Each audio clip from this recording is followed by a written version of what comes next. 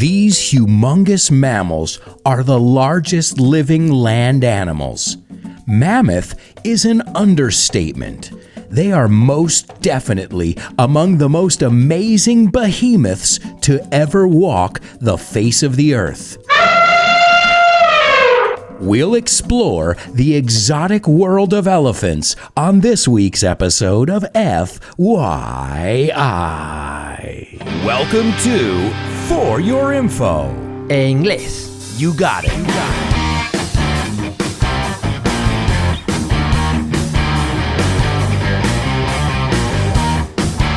Hello, and welcome to another exciting edition of FYI. I was just thinking about it.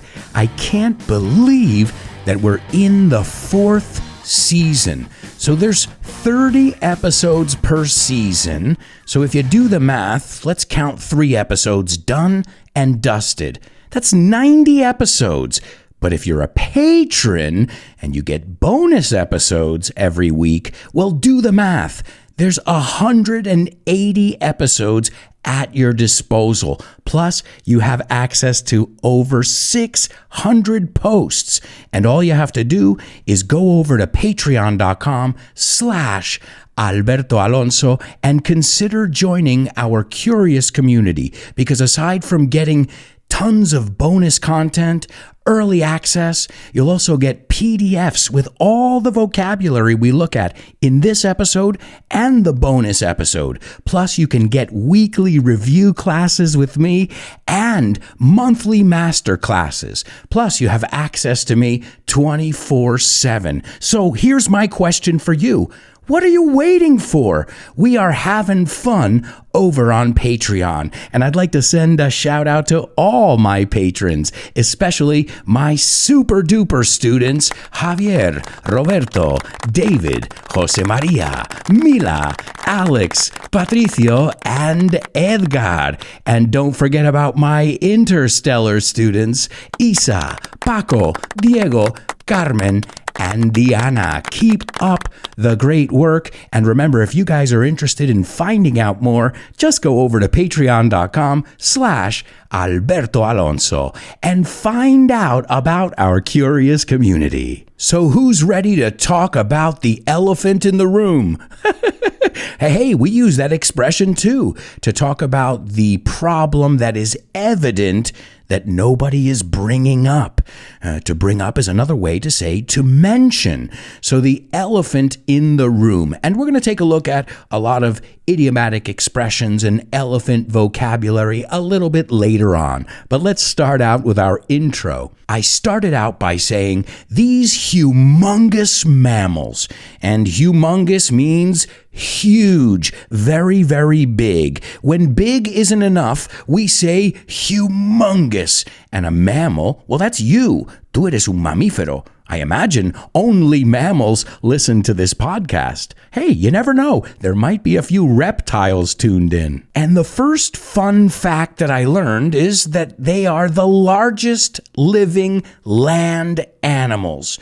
And then I said mammoth, que es mamut, pero también significa enorme. So I said mammoth, fijaos en la pronunciación, mammoth is an understatement, como se queda corto. Then I said they are most definitely among the most amazing behemoths, another way to say something very large. I think we looked at that word in the Titanic episode. And hey, wait, there's another way to say huge. Titanic. If you don't know a million synonyms for the word huge after this episode, you'll never know them. And then I wrapped up by saying to ever walk the face of the earth. And I think you say the same thing, faz de la tierra. And then you heard that sound, that trumpet sound. It's like a trumpet/roar. And then I said, we'll explore the exotic world of elephants. So what's the verdict? You say veredicto, we say verdict. Are you guys elephant lovers? I wasn't really an elephant lover. Well, I always respected them. I always thought that they were cool. but I didn't know very much about them until I went to Thailand. And I'm going to tell you all about my experience walking with them, swimming with them, feeding them. I mean, I spent a day hanging out with elephants, and I'll tell you all about it in the bonus part. But there's no doubt in my mind that's where my love affair with elephants all began. So let's take a look at elephants. Let's familiarize ourselves. Let's get to know elephants. As I said, they are the largest existing land animals. There are 3 living species that are currently recognized. You have the African bush elephant, and bush is de las ramas, no? De los arbustos. The bush is another way to say the forest as well. Then you have the African forest elephant. That's a little bit confusing. And then the Asian elephant. Now, the largest of all land animals, that's in the African elephant category. And we'll see there is a difference between them, and we'll highlight some of those differences throughout the podcast. For example, African elephants, which are the largest ones, well, an adult male can weigh, take a guess, can weigh anywhere between 1,800 kilos to, are you ready for this? 6,300 kilos. So that's like the max weight that you'll find on an elephant. Now, there are elephants that have broken that record, but we're talking on average. And on average, also, females are smaller. But just to put things into perspective, just to give you a general idea, an elephant's tooth can weigh as much as 3 kilos. Just one tooth. Another way to tell them apart, and to tell apart is distinguir entre ellos, is their ears. African elephants' ears are much larger than their counterparts. And supposedly, you can Google this, they are shaped like the African continent. Now, I don't know if that was God just with a sense of humor, but that's insane. It's shaped like the African continent, whereas the ears of Asian elephants are shaped like the Indian subcontinent. That's pretty crazy. I never stopped to look at that. Also, there's a trunk difference. The trunk is el trompo, I think you say. African elephants have like these 2 little fingers, to call them a certain way. These 2 fingers that are at the tip of their trunks. The tip is la punta, and I guess they use that to grab things. And as we'll see later on, their trunks serve many, many purposes. They're multi-purpose. But Asian elephants only have one of those little fingers or digits at the end of their trunk. Now, what about their habitat? Well, you can find elephants in all kinds of habitats, including savannas, forests, deserts, marshes. Marshes are usually muddier areas. They're herbivores, so they mostly eat plants. I know they eat bananas because I fed them bananas, but they also eat grass and other plants, as I say. They stay near water when it's accessible, so they definitely migrate towards water. Well, if you think about how much food they need a day, well, they're going to need some water to wash it down. Sure, they need up to 150 kilos of food per day to be satisfied. And you thought your brother-in-law was a heavy eater. And what does a lot of food mean? A lot of poo. That's right. They create about a ton of poop per week. Yeah, you can say poop or poo. Yeah, that's pretty crazy. But hey, it's good for the soil, la tierra. It keeps it fertile. And it also disperses the tree seeds. So their poop is very important. Did you ever think you were going to listen to a podcast about elephant poop? Well, the whole podcast isn't about poop, just this little section. In fact, I'm pooped. What does that mean? Estoy cansado. I'm pooped. I don't want to talk about poop anymore. And what about their lifespan? How long do you think elephants can live? Supposedly, they can live up to 70 years in the wild. Now, there are some that have lived to 80 and even 90. But as I said, we're going for the average here. So about 70 years in the wild. And they are great communicators. Maybe it's their survival skills, their communication skills that keeps them going. But they communicate by touch, sight, smell, and sound. Oh, and infrasound. Oh, and seismic communication. That's right, seismic waves. They can feel vibrations over long distances. So these are pretty intelligent animals. In fact, they've compared their intelligence to that of primates.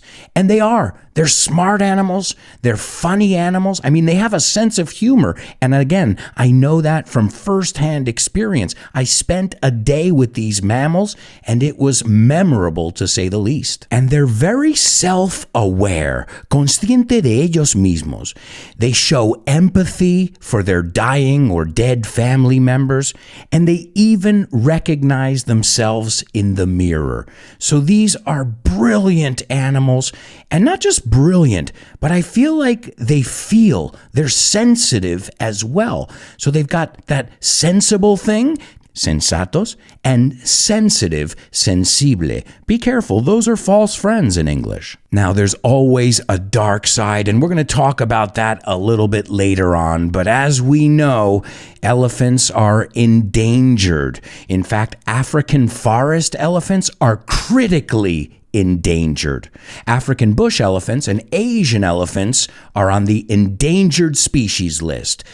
But the African forest ones, critically endangered. So my question is this: how long until the African bush elephants and the Asian elephants make it to the critically endangered list? We've got to do something fast, and we'll find out some of the challenges, some of the things that elephants are faced with later on in today's show. But right now, I want to take a look at some of the most famous elephants out there. And I guess this is a good moment to send a shout out to my daughter. Her favorite elephant is Ellie.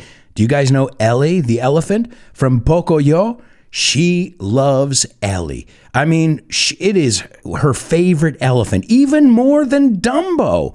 And we're going to talk about Dumbo. But first, let's talk about Jumbo. Now wait, Jumbo and Dumbo? Are they related? Well, yes. There is a connection. Jumbo was a famous elephant, and he was born around December 1860, and he died in September 1885. And he was an African bush elephant who was born in Sudan. And sadly so, his mother was killed by hunters. So he started off with adversity. But let me tell you something. We didn't use the word jumbo before this elephant existed. Nope. Not jumbo jets, not jumbo shrimp, gambones, a jumbotron, que es la pantalla en un estadio. All of those words owe their origin to Jumbo the elephant. And Jumbo was exported to, here goes my French, Jardin des Plantes, a zoo in Paris. And in 1865, he was transferred to the London Zoo in England. And against public opinion, because there was a lot of public outcry, protesta, he was sold to P.T. Barnum. And I'm sure you're all familiar with P.T. Barnum, the guy who was a showman, an entertainer. There's a movie out there starring Hugh Jackman. Can you imagine Hugh Grant? Hello, it is me, P.T. Barnum, and I'm an attractive man. No, P.T. Barnum, a little bit different. And Hugh Jackman, yeah, he's a little bit different than Hugh. I got my Hughes mixed up. Me confundí con los Hughes. But this guy, P.T. Barnum, he had like a traveling circus. In fact, the most famous circus in the United States is Ringling Brothers Barnum and Bailey Circus. P.T. Barnum. There you go. So people were against that. And even now, you're seeing circuses say, okay, maybe we should take elephants and animals in general out of our shows. Again, there are many different opinions here, but a lot of people are saying, well, listen, I can go to a circus and I don't have to see elephants to be entertained, especially if those elephants are living in less than favorable conditions. But just to give you an idea of Jumbo's sheer size, the height to his shoulders, or as we would say, shoulder height, was estimated to have been 3.23 meters. Now, if you're afraid of heights, you wouldn't want to get up on a platform that was that high. And at the time of his death, they say that he was about 4 meters tall. That's what the head included and everything. So the reason we have the word jumbo is because of Jumbo. And the reason we have Dumbo is because of Jumbo. That's right. Disney, in their 1941 animated film called Dumbo, they released this, and it was inspired by Jumbo. And of course, this is a classic tale, Jumbo or Dumbo. Now here's my question. Why did they change the name? Because I like the name Jumbo. I think it works better than Dumbo. I know it's a weird one because Dumbo, and I think of tontorrón, even though the word tonto, we don't pronounce that B in there. So it's not dumb, it's dumb.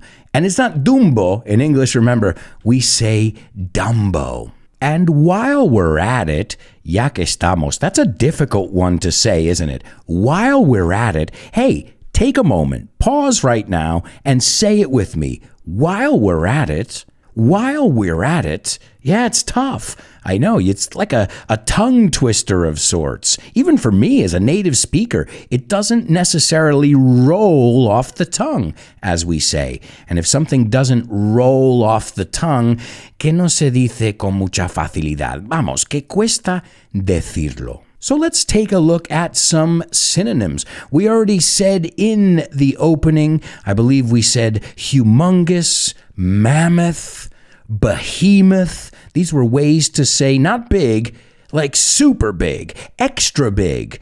We've got huge. That's one that we use. I think probably, if you want my opinion on this one, the one we use the most is huge. And not just like enorme, like in tamaño.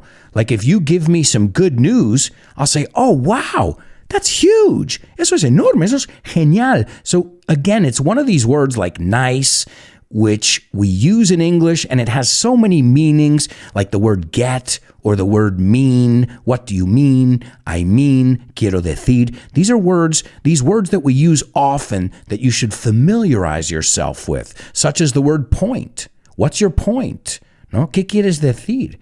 It's pointless. No sirve de nada. So I know, when you think of the word point, you think of señalar. But remember, I wanted to point out that many words have many meanings. See what I did there? Point out. Okay, I'll stick to my day job, as we say.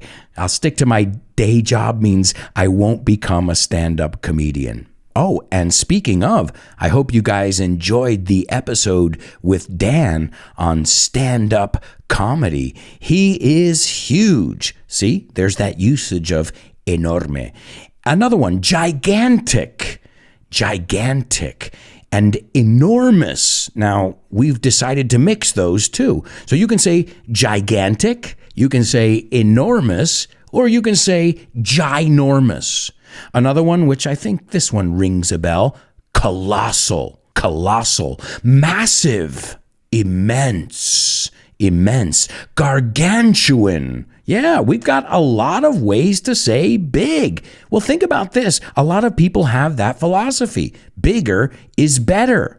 But not always, is it? At least not in my opinion. Another one we looked at, Titanic, which we looked at that in a whole episode. But just remember, in English, we don't say Titanic, right? So a lot of these words, as I said, you'll recognize, like gigantico, right? Gigantic. Eso tiene que ver con gigante, right? Solo con mirarlo. But But what makes these words difficult in many cases is the way they're pronounced. So pronounce these words aloud. Like you say mammoth, right? We say mammoth. It was a mammoth undertaking, ¿no? Fue una tarea enorme. So remember, in many cases, these words don't just refer to large as a size. And hey, there's another one, large. Here's one that I didn't even know existed. So as I always tell you guys on each episode, you aren't the only ones learning. Do you think I knew this much about elephants before I recorded this episode? No, I had to look it up. But I will tell you, if you ever get the chance to be around these amazing animals, do it. Do it because they are so special. And the word I learned will wrap up with this because, hey, if I'm learning, then you must be learning. And that word is elephantine, or it can be pronounced elephantine. That's up to you. Depends if you're in the United States or England. Yeah, I had to look it up. I didn't want to tell you guys the wrong way to say it, but it makes sense. Something that's huge is elephantine or elephantine. Tomato, tomato. Either, either. Neither, neither. Isn't it great when you have options in English? Well, folks, we're going to wrap up this first part of today's episode. I really hope you'll join us in the bonus part of today's FYI.